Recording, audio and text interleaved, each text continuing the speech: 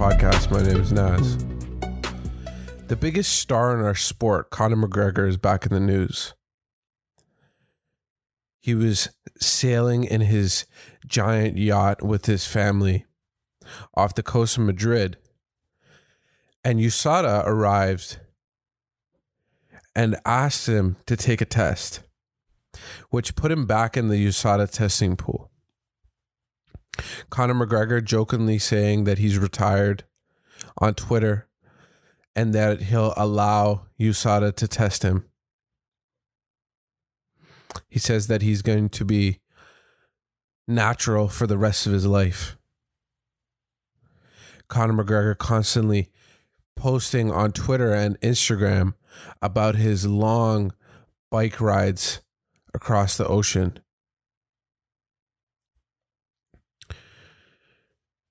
This is an interesting thing that happened to Conor McGregor. Because yes, at one point, Conor McGregor was actually getting tested less than CM Punk. And at the same time, Conor McGregor was talking about being in a 3-fight season. In 2020, he was planning to fight a lot. This was supposed to be the year that Conor McGregor got back on track and was constantly fighting and is planning to be constantly fighting. At one point in Conor McGregor's career, in the early stages, he was known for fighting a lot. Sometimes fighting 3 times a year. And never backing down from taking a short notice fight. Chad Mendes comes to mind. The fight with Nate Diaz comes to mind. One of the most famous ones. This is a guy that wasn't scared of taking the short notice fight. He wasn't worried about game planning for a certain fighter. Constantly saying that he knows that his opponent is going to back out. That he's going to be ready for a different opponent. He's planning to fight RDA when RDA broke his leg. And without hesitation, Conor McGregor took the fight with Nate Diaz. After the tremendous call out by Nate Diaz, telling Conor McGregor that he's taken everything that he's worked for. Now, another thing that came into the news right after this was Conor McGregor's allegations. Now, there's not much that is said from Conor McGregor himself. So I'm going to take this all with a grain of salt because these allegations are so vile. They're disgusting. And I don't want to blame someone without getting all the facts from either side. Conor McGregor's team denying all of these allegations,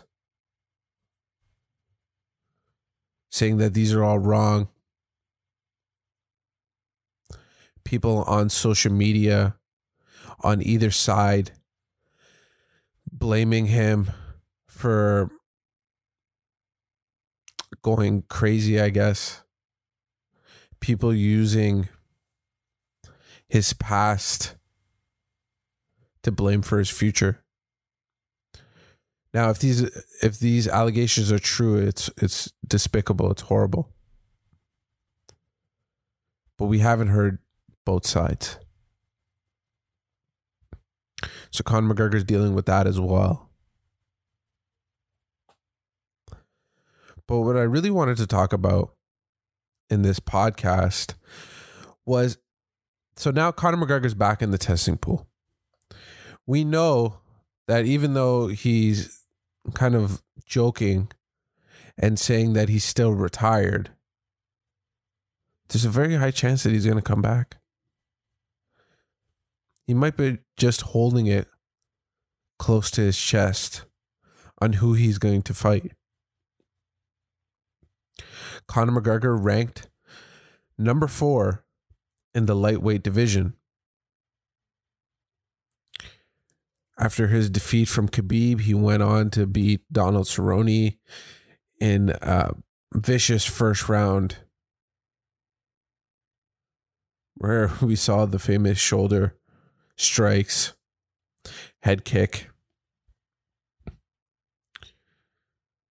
So since we know that he's back in the testing pool, and we know from the past that he's very interested in doing a season, who is the best person for him to fight?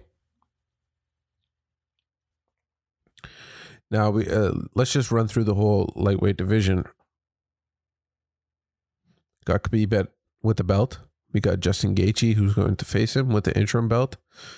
We got Dustin Poirier at number 2. We got Tony Ferguson at number 3. We got Conor at number 4. We got Dan Hooker at number 5.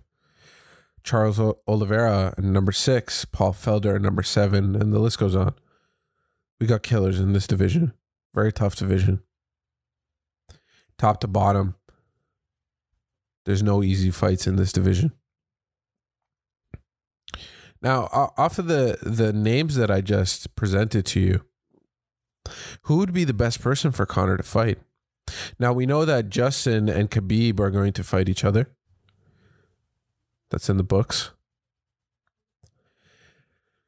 And Conor needs a big enough name that he can fight. If we go through the rest of the names, you know, like Dan Hooker, Charles Oliveira, Paul Felder, those have a lot of risk to reward. The ratio is kind of off. They're not big enough names for Conor. And these guys are killers. It's a very tough fight. And we know that Nate Diaz is going to be fighting George Masvidal again. And that's going to be later in the year. So all of these things are lined up already. Now, here is where I see an opening. I see an opening between Poirier and I see an opening with Tony Ferguson.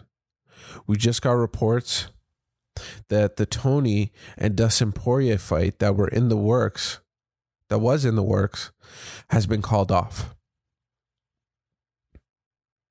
And Dana White, post-fight press conference at UFC Vegas 10, was asked, can the Poirier and Tony Ferguson fight be salvaged?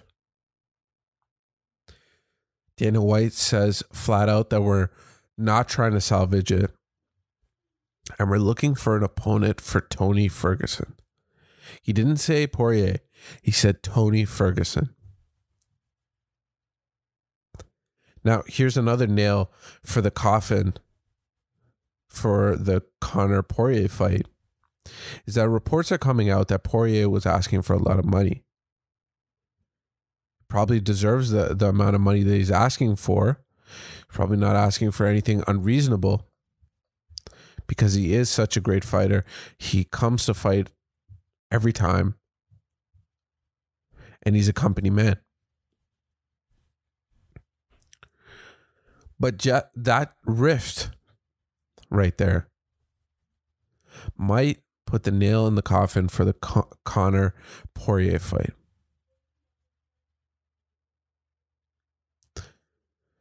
Which leads me to believe when Dana White says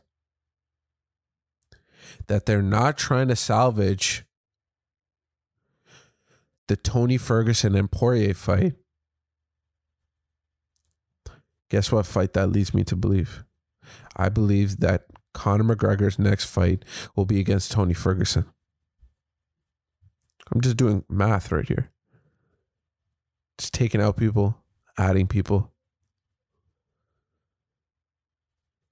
This fight has been in the making for such a long time. It was in the making when Conor actually had the belt at 155. After beating Eddie Alvarez, Tony Ferguson was asking for that Conor fight like crazy. He was saying that I need to fight you. I know I can beat you.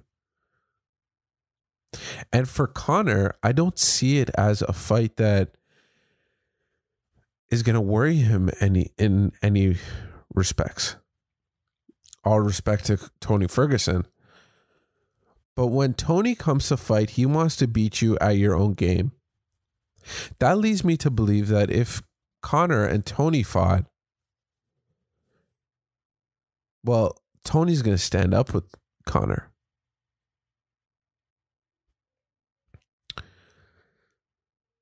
And I don't think Tony's going to take him straight to the ground, which we all know that Tony is way superior than Conor in the jiu-jitsu. But when Conor McGregor fought Khabib Nurmagomedov, he wasn't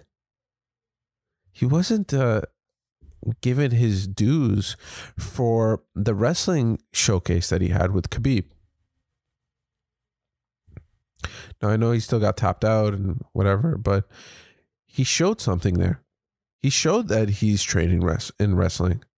He showed that he can defend some takedowns. We're talking about a fighter in Khabib Nurmagomedov that's never lost a round.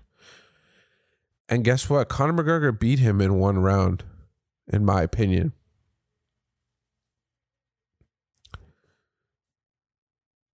So the fight I think that Conor needs to take is his Tony fight.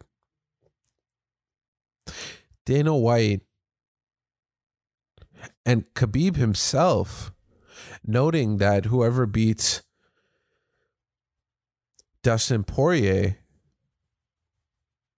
is going to be next for Khabib. So what does that lead me to believe? That leads me to believe that if they believe if Tony is right to fight Poirier, then they put him up in the same kind of level. And they really want Conor to fight Khabib again.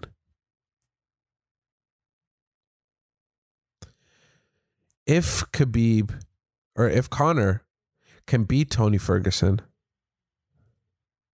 and if Khabib can beat Justin Gaethje, and I think it's either or. If Justin Gaethje wins against Khabib, or if Khabib wins against Justin Gaethje, both of them could fight Conor McGregor or Tony Ferguson. We got this lined up pretty nicely right here. I know the Khabib fight and Tony fight is cursed, but we got to see that fight if Tony can beat Conor McGregor. And could you imagine the firefight between Conor and Justin Gaethje? That'd be great. I'd love to see that.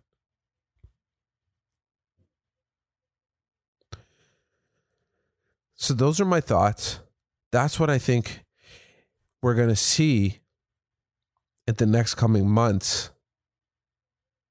All of this news with Conor McGregor coming back to the USADA pool leads me to believe that he's out of retirement, which leads me to believe that he's going to be looking for a fight that brings him back to the title contention. And what's one fight that could do that for him?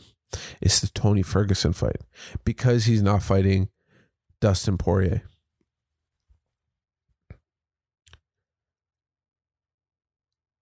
Anyways, my head is just spinning with all the thoughts of these crazy fights. Super exciting time to be a fan of the sport. Amazing fights in the works, amazing fights that are confirmed. And I really like talking about it. I really appreciate you guys taking the time and listening to this podcast. It means a lot. If you guys don't mind, please like, subscribe, 5 stars, all that kind of stuff on the different platforms. I really appreciate it. And thank you.